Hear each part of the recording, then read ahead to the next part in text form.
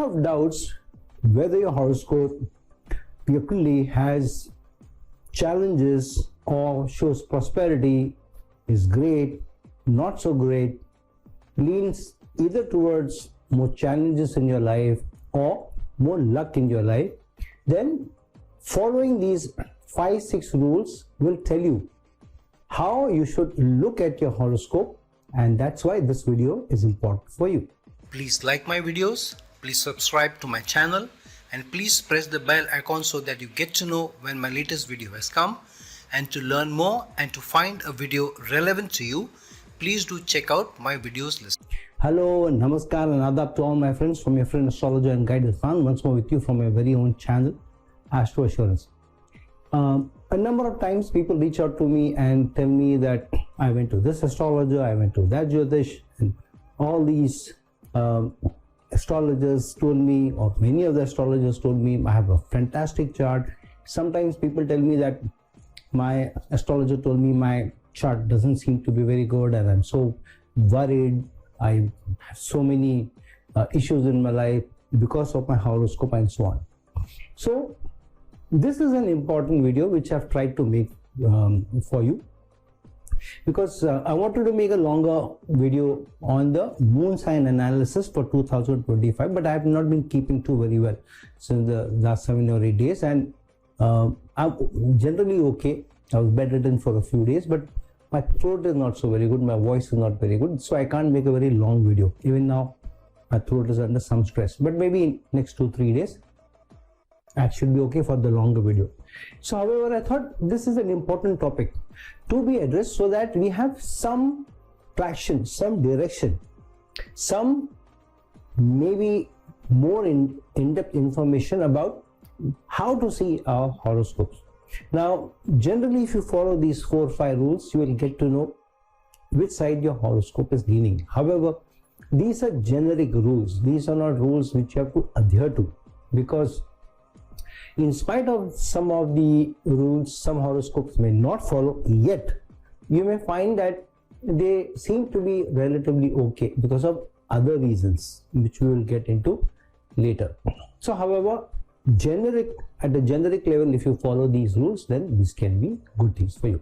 So rule number 1, very important, is when you first look at any horoscope or your own horoscope, see the presence of more planets in the Kendra houses or the trine houses. The Kendra houses are the 1st, 4th, 7th and the 10th house, and the trine house are the 5th and the 9th, and even the 1st house is included in the trine houses. So if you have more planets in the Kendra houses or the trine houses, then you will generally get slightly more auspicious results than the others. But if the planets are placed in good auspicious houses, signs I mean, while they're placed in the Kendra or the trine houses, then they can give you very good results. So here in this horoscope you can see you have 1, 2, which is the moon, then Mercury, then Jupiter, then Sun, and then Mars. 5 entities or 5 energies, more than 50% of the energies in the Kendra houses or the trine houses, the luckier houses, the better houses. So generally, when you have more planets in the trine houses or the Kendra houses, generally you tend to get better results. Okay.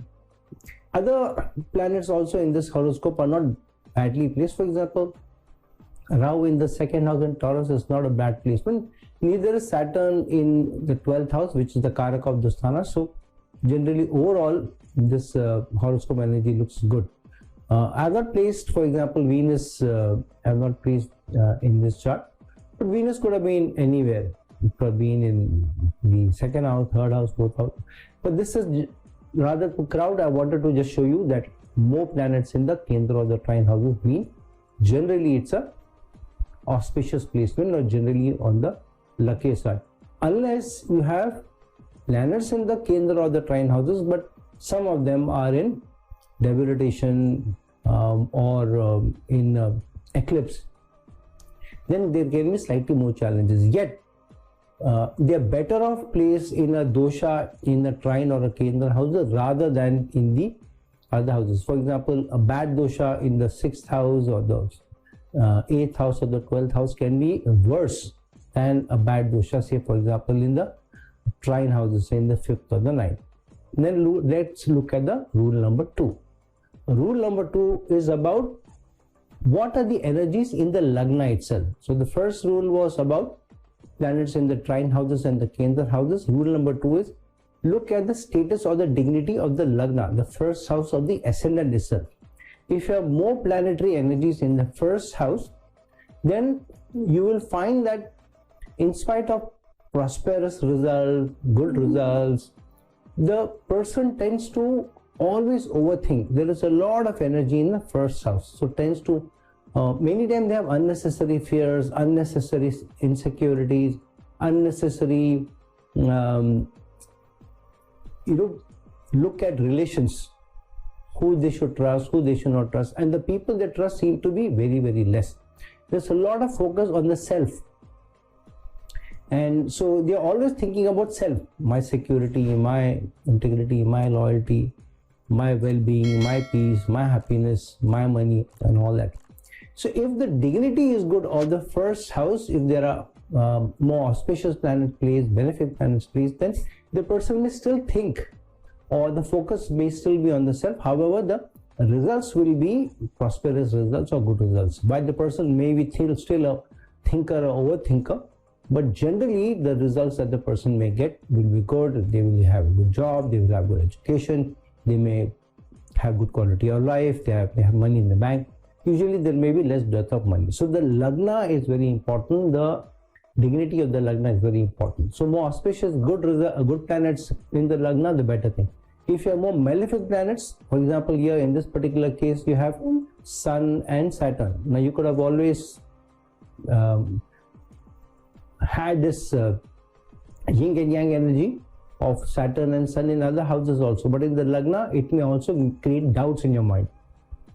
Sometimes you want to go ahead, sometimes you don't want to go ahead, especially because here Saturn and Moon are also in a dosha. So this is also to be seen, but generally more planets in the lagna or the situation of the lagna, more auspicious planets in the lagna, a better result for you.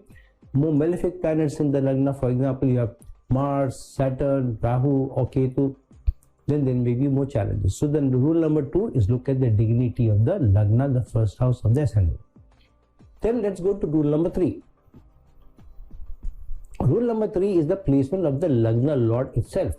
What is the dignity of the lagna lord? Not the lagna, not the first house, but the first house lord.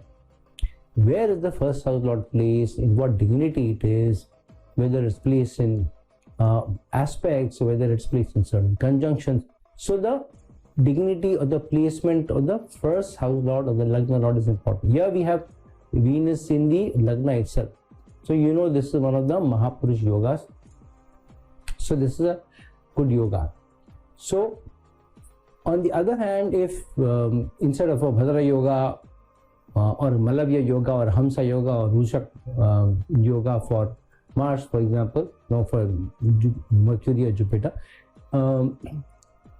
any of these in the lagna would give you fantastic results.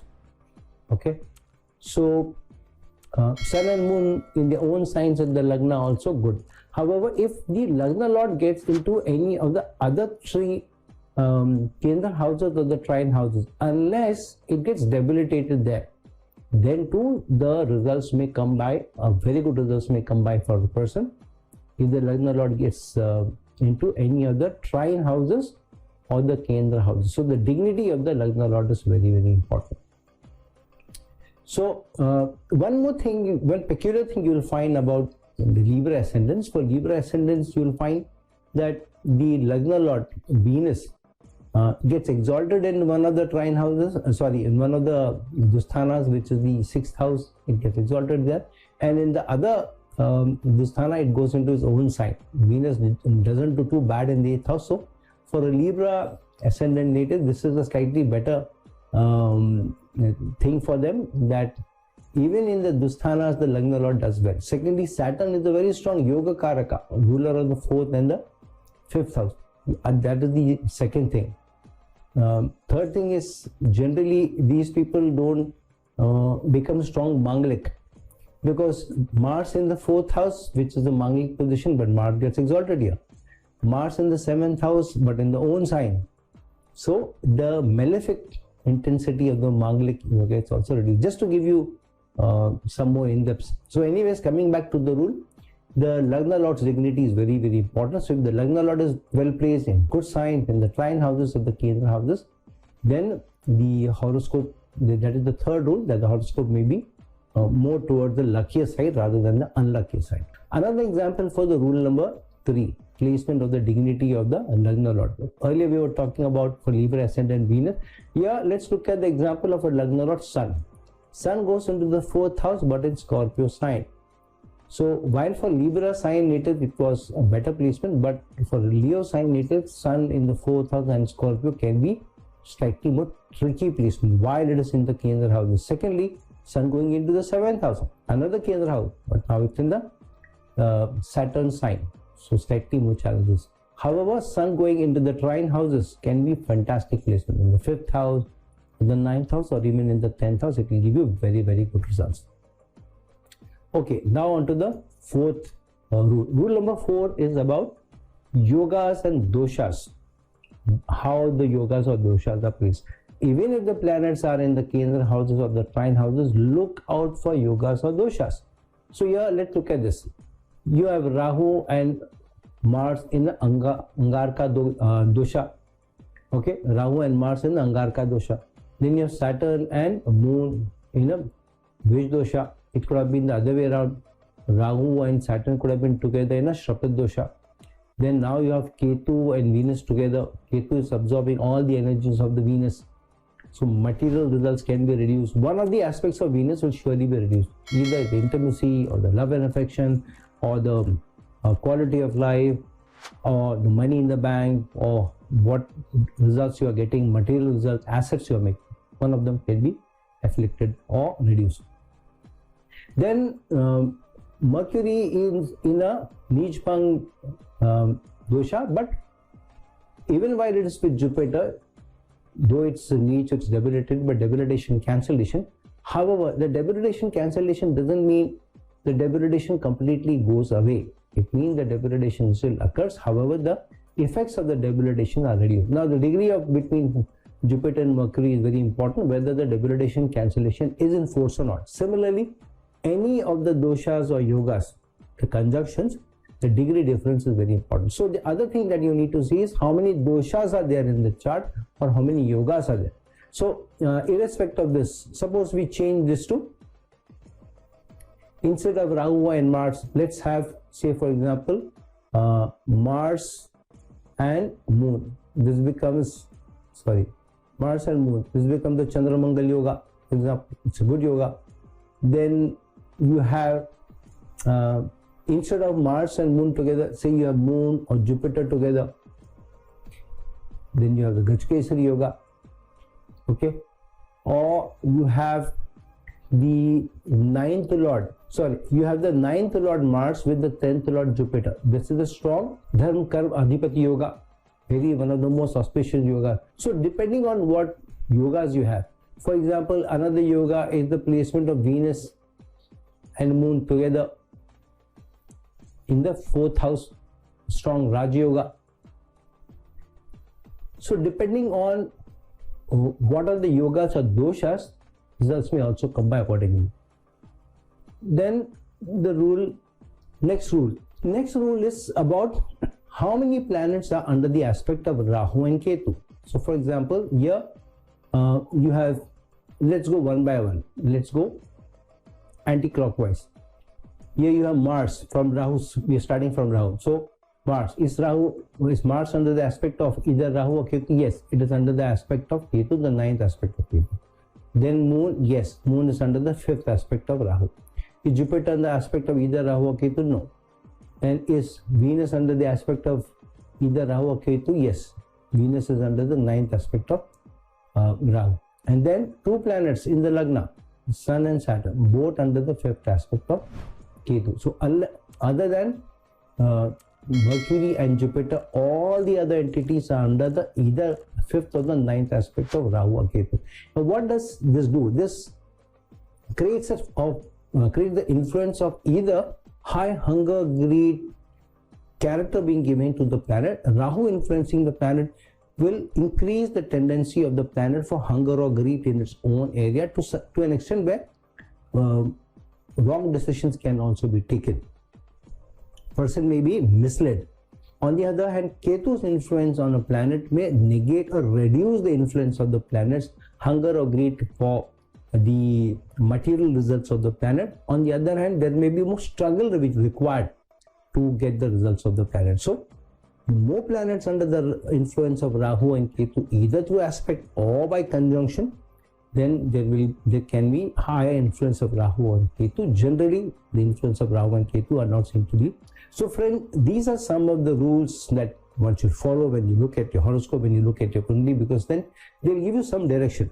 Now, it doesn't mean more planets in the Dusthanas means the horoscope is bad. For example, for me, except 3 planets which are either in the Kendra or the trine houses, 6 of my own planets in my horoscope are placed in the not placed in the Kendra or the trine houses. In fact, 5 of them are in the Dusthanas. Out of 9, 5 of them are in the Dusthanas.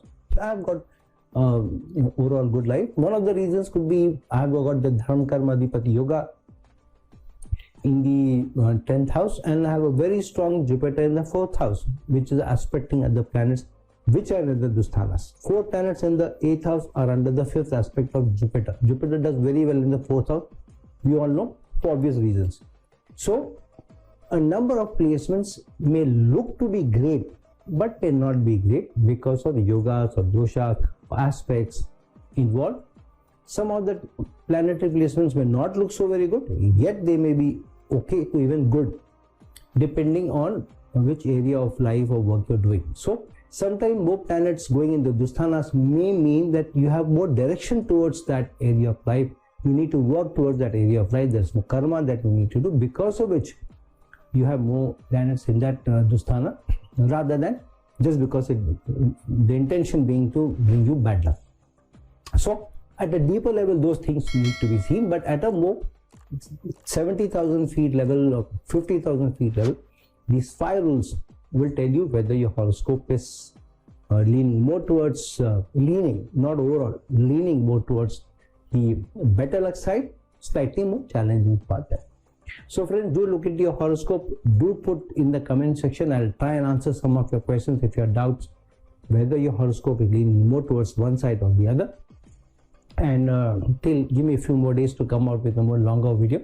Till then, keep yourself safe and keep yourself happy. So, ciao.